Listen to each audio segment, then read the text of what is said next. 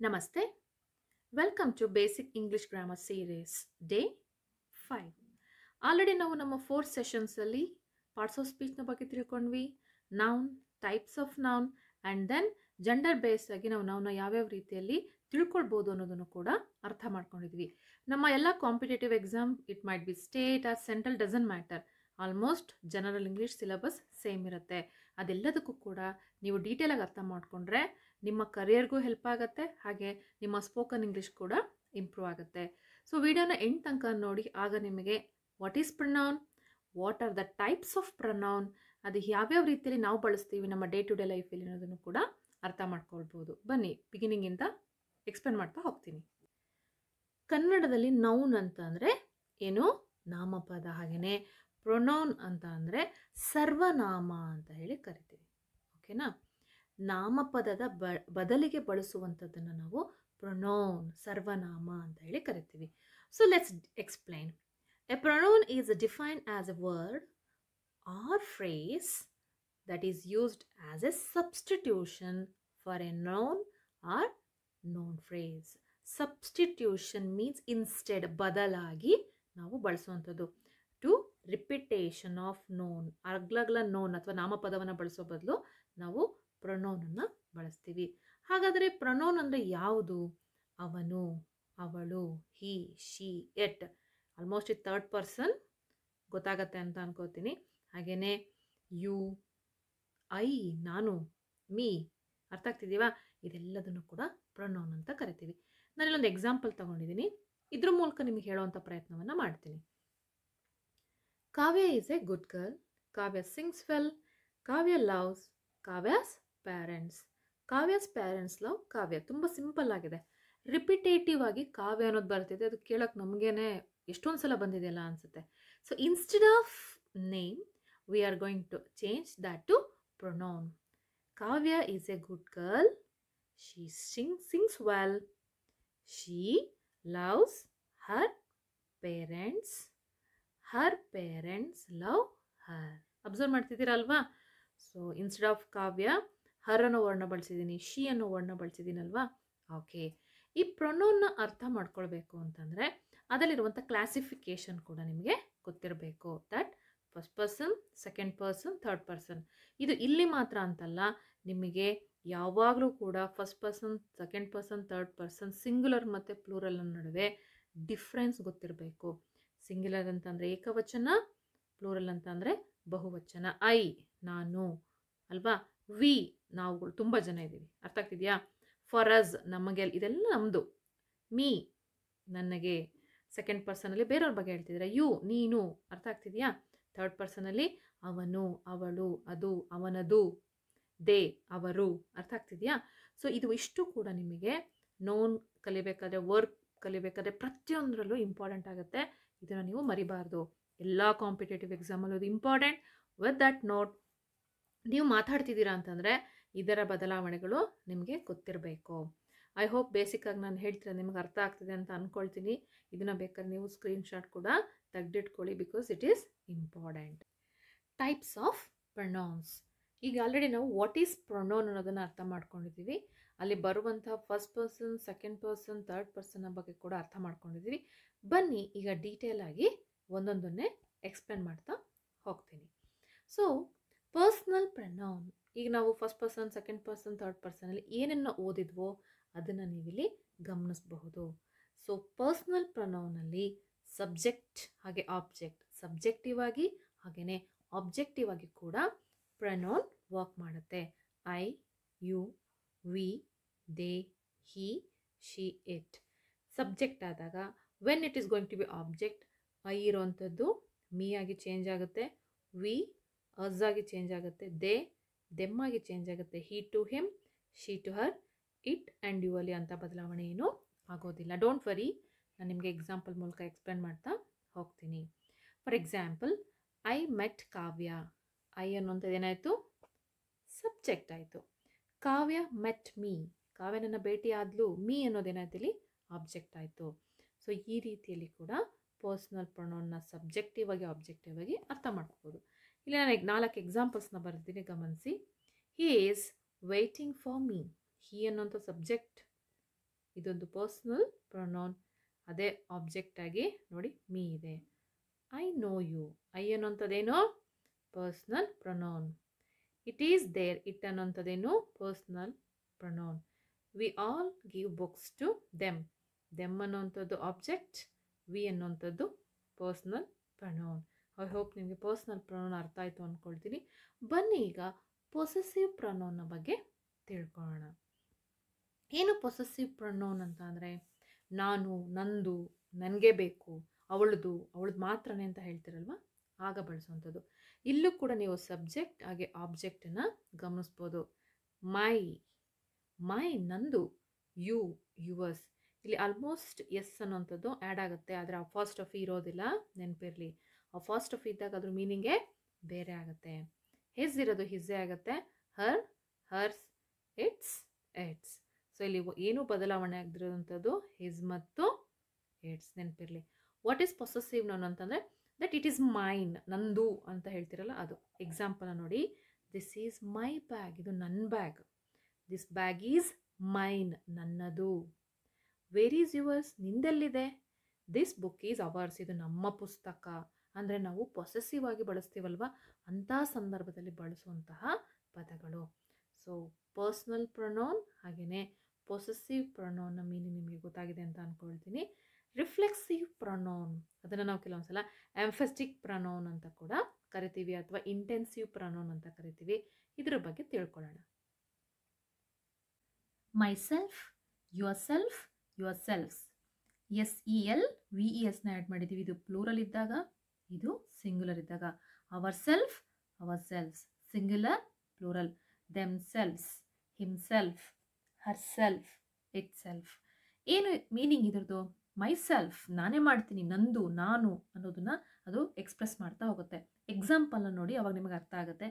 He is talking about himself, ನಾನು ನನ್ನ ಬಗ್ಗೆನೇ ಮಾತಾಡ್ತಾ ಇದ್ದೀನಿ, ನನ್ನದು, ನಾನು ಅನ್ನೋದನ್ನ ಅದು ಒತ್ತಿ ಒತ್ತಿ ಹೇಳ್ತಾ ಹೋಗುತ್ತೆ.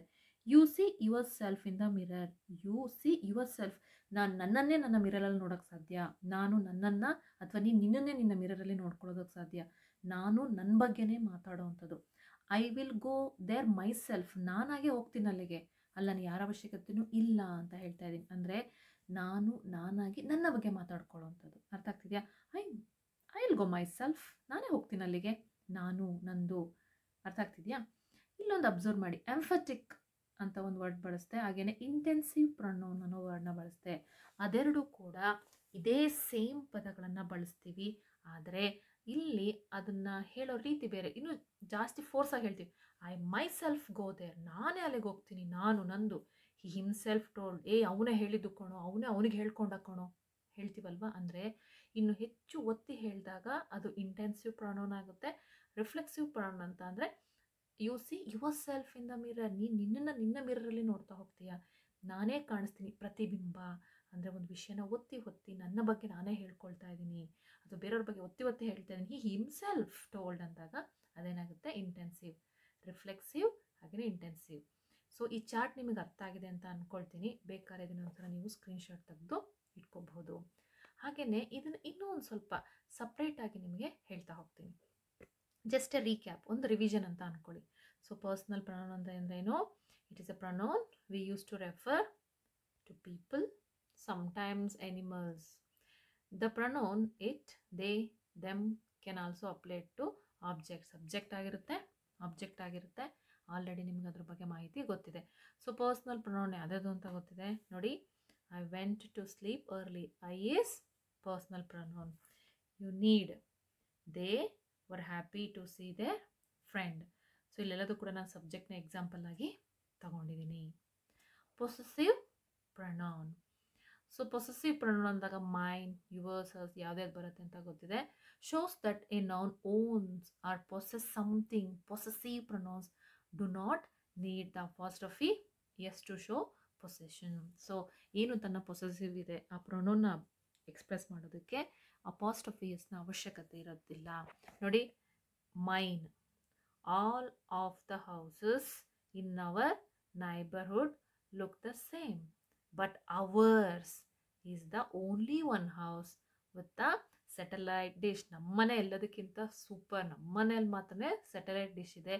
ಬೇರೆಯವರ ಮನೆಗೆ ಕಂಪೇರ್ ಮಾಡಿದ್ರೆ ನಮ್ಮದು ಅವರ್ಸ್. ಅರ್ಥ ಆಗ್ತಿದೆಯಾ?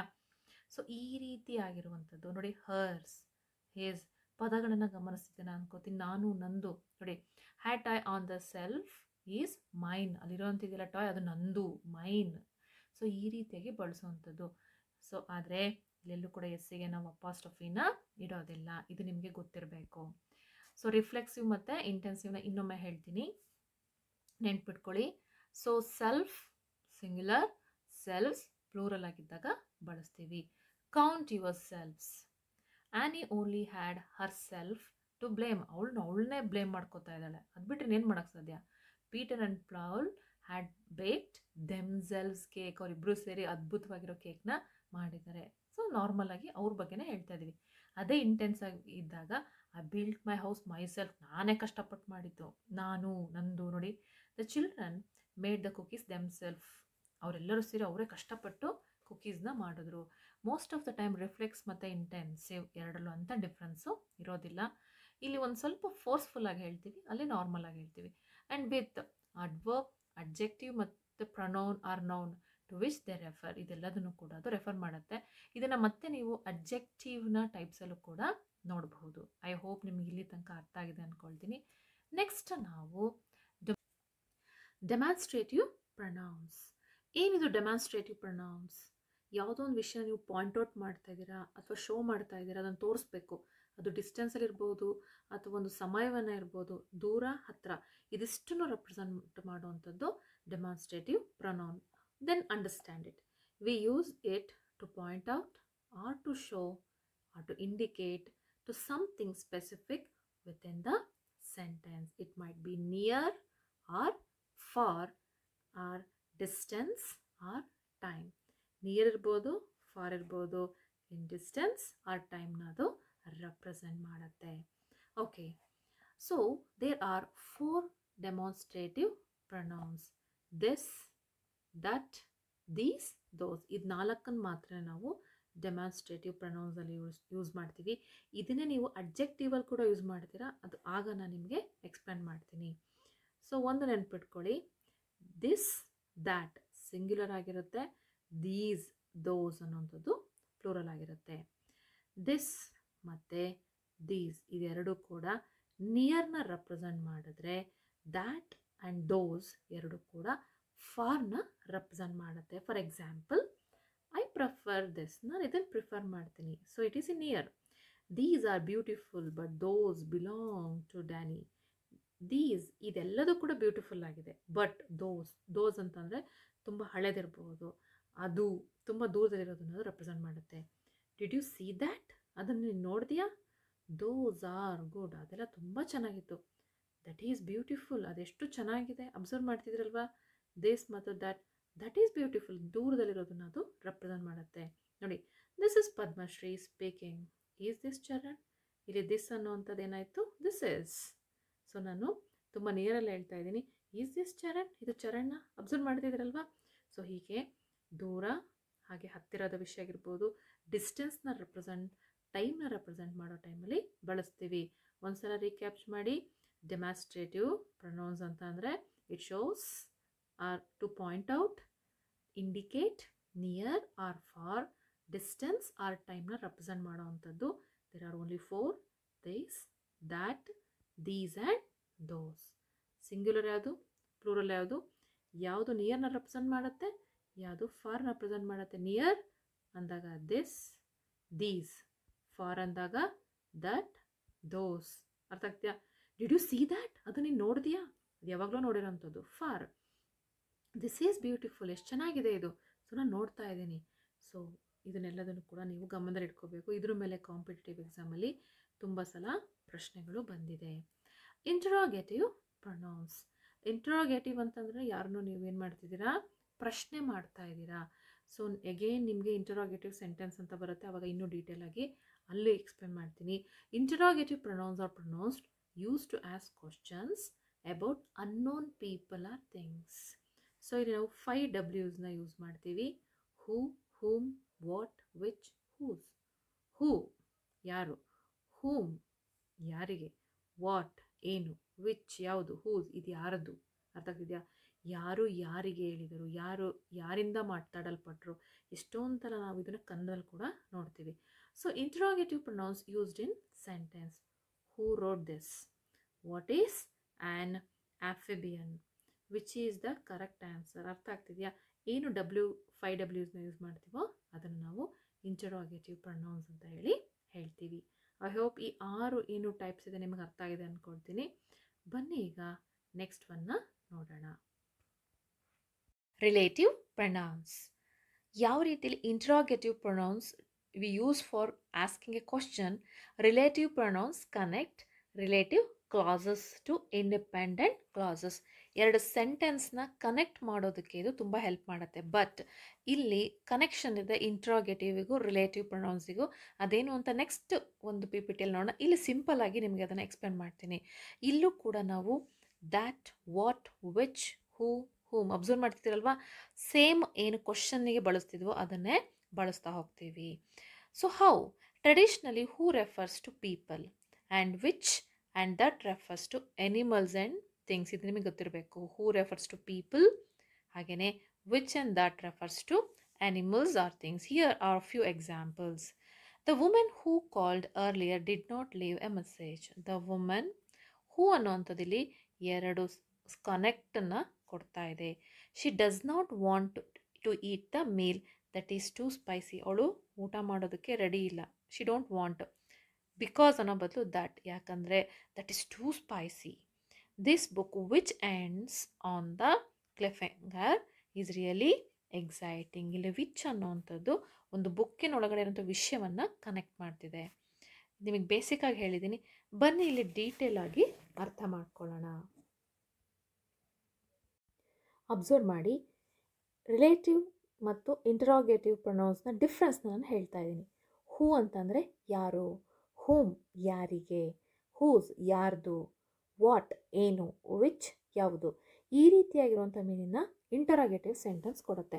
ಅದೇ ರಿಲೇಟಿವ್ ಬಂದಾಗ ನೋಡಿ, ಹೂ ಅಂತ ಅಂದರೆ ಯಾರಿಗೆ, ಹೂಮ್ ಯಾರ್ದು, ಹೂಸ್ ಯಾವುದು, ದ್ಯಾಟ್ ಅದು, ವಿಚ್ ಅಂದು ಕೂಡ ಅದು ಅಂತ ಬರುತ್ತೆ. So depend upon the sentence ಇದರ ಮೀನಿಂಗ್ ಇಲ್ಲಿ ಬದಲಾವಣೆ ಆಗ್ತಾ ಹೋಗುತ್ತೆ. ಫಾರ್ ಎಕ್ಸಾಂಪಲ್ ಇಂಟರಾಗೇಟಿವಲ್ಲಿ ಹೂ ಆರ್ ಯು, ಯಾರ ಬಗ್ಗೆ ಮಾತಾಡ್ತಿದ್ದೀನಿ, ಯಾರೋ ಒಬ್ಬರಿಗೆ ಯಾರು ನೀನು ಅಂತ ಕೇಳ್ತೀನಿ. ಹೂಮ್ ಡಿಡ್ ಯು ಕಾಲ್, ಯಾರಿಗೆ ಕಾಲ್ ಮಾಡಿದೆ. ಹೂಸ್ ಪೆನ್ ಈಸ್ ದಿಸ್, ಯಾರ್ದು ಪೆನ್ ಇದು. ವಾಟ್ ಹ್ಯಾಪೆಂಡ್, ಏನಾಯಿತು. ವಿಚ್ ಒನ್ ಈಸ್ ಯುವರ್ಸ್, ಇದರಲ್ಲಿ ಯಾವುದು ನಿನ್ನದು. ಅರ್ಥ ಆಗ್ತಿದೆಯಾ. ಅದೇ ಈಗ ನಾನು ಅಗೇನ್ ರಿಲೇಟಿವ್ ಪ್ರೊನೌನ್ಸಿಗೆ ಬಂದರೆ, the girl who called me is my friend. The girl who called me is my friend. ನನಗೆ ನಿನ್ನೆ ಕಾಲ್ ಮಾಡಿದ್ಲಲ್ಲ, ಅವಳು ಬೇರೆ ಯಾರೂ ಅಲ್ಲ, ಅವಳು ನನ್ನ ಫ್ರೆಂಡ್. ಅರ್ಥ ಆಗ್ತಿದೆಯಾ. The pen which I use is old one. ನಾನು ಬಳಸ್ತಾ ಇದ್ದೀನಲ್ಲ ಅದು ಯಾವುದು ಗೊತ್ತಾ, ಅದು old pen. The boy whom I called is my cousin. Whom ನಾನು ಯಾರಿಗೆ ಕಾಲ್ ಮಾಡಿದ್ದೆ ಗೊತ್ತಾ, ಕಾಲ್ ಮಾಡಿದ್ನಲ್ವ ಅವನು ನನ್ನ ಫ್ರೆಂಡ್. ಸೊ ಇಲ್ಲಿ ಏನಾಗುತ್ತೆ, 2 ಸೆಂಟೆನ್ಸನ್ನು ಈ ಒಂದು ರಿಲೇಟಿವ್ ಕ್ಲಾಸ್ ಅನ್ನೋಂಥದ್ದು ಕನೆಕ್ಟ್ ಮಾಡ್ತಾ ಇದೆ. So interrogative pronouns and relative pronouns have same words, but depend upon the situation we can use the words. Depend upon the ಸಿಚುಯೇಷನಲ್ಲಿ ನಾವೇನು ಮಾಡ್ತೀವಿ, ಆ ಪದಗಳನ್ನು ಬಳಕೆ ಮಾಡ್ತೀವಿ. ಐ ಹೋಪ್ ನಿಮಗೆ ಡಿಫ್ರೆನ್ಸ್ ಅರ್ಥ ಆಗಿದೆ ಅಂತೇಳಿ ಅಂದ್ಕೊಳ್ತೀನಿ. ನೆಕ್ಸ್ಟ್ ನಾವು ಇಂಡೆಫಿನೆಟ್ ಪ್ರೊನೌನ್ಸ್ನ ಬಗ್ಗೆ ತಿಳ್ಕೊಳ್ಳೋಣ. ನಿಮಗೆ ಒಂದು ಕ್ಲಾರಿಟಿ ಇರಬೇಕು.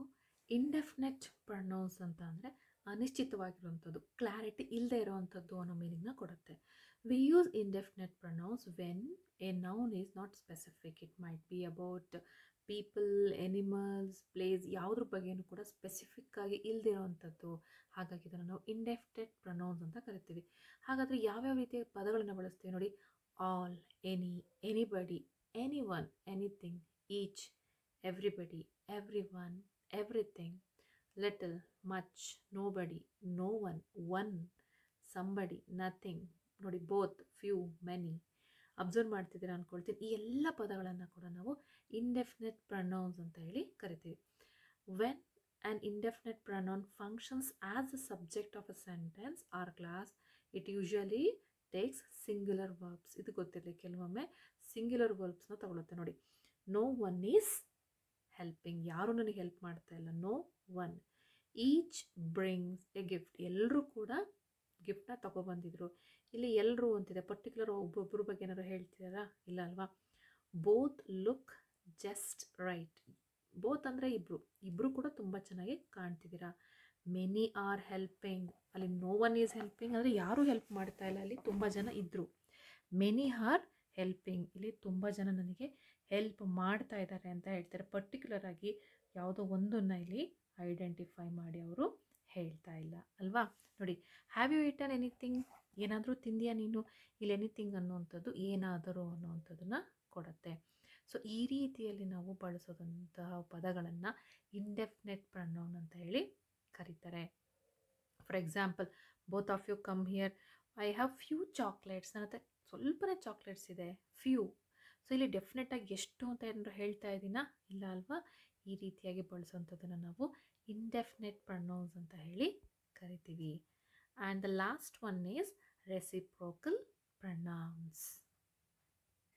ಮುಖ್ಯವಾಗಿ ಇದನ್ನು ಯಾವ ಸಂದರ್ಭದಲ್ಲಿ ಬಳಸ್ತೀವಿ ಅಂತಂದರೆ, ಯಾವಾಗ ಇಬ್ಬರು ವ್ಯಕ್ತಿಗಳು ಒಂದೇ ವಿಷಯದ ಬಗ್ಗೆ ಅಥವಾ ಒಂದೇ ಸಬ್ಜೆಕ್ಟ್ನ ಬಗ್ಗೆ ಒಂದೇ ರೀತಿಗೆ ಆ್ಯಕ್ಟ್ ಮಾಡ್ತಾ ಇದ್ದಾರೋ ಅಂತಹ ಸಂದರ್ಭದಲ್ಲಿ ನಾವು ರೆಸಿಪ್ರೋಕಲ್ ಪ್ರನೌನ್ಸ್ನ ಬಳಸ್ತೀವಿ. ನೋಡಿ, when each of are two or more subject acting in a same ways towards each other, ಒಂದೇ ರೀತಿಯಲ್ಲಿ ಆ್ಯಕ್ಟ್ ಮಾಡ್ತಾ ಇದ್ದಾರೆ, ಒಂದೇ ಸಬ್ಜೆಕ್ಟ್ ಬಗ್ಗೆ ಅಲ್ಲಿ ಕಾನ್ಷಿಯಸ್ ಆಗಿ ಮಾತಾಡ್ತಾ ಇದ್ದಾರೆ ಅಂತ ಅನ್ಬೇಕಾದ್ರೆ ಅಲ್ಲಿ ನಾವು ರೆಸಿಪ್ರೋಕಲ್ ಪ್ರೊನೌನ್ಸ್ನ ಯೂಸ್ ಮಾಡ್ತೀವಿ. ಇನ್ನೂ ಸಿಂಪ್ಲಿಫೈ ಆಗಿ ಅದನ್ನು ಎಕ್ಸ್ಪ್ಲೇನ್ ಮಾಡಬೇಕು ಅಂದರೆ, it expresses mutual actions or relationship. Mutual action ಅಥವಾ ರಿಲೇಷನ್ಶಿಪ್ಪನ್ನು ರೆಪ್ರೆಸೆಂಟ್ ಮಾಡುತ್ತೆ.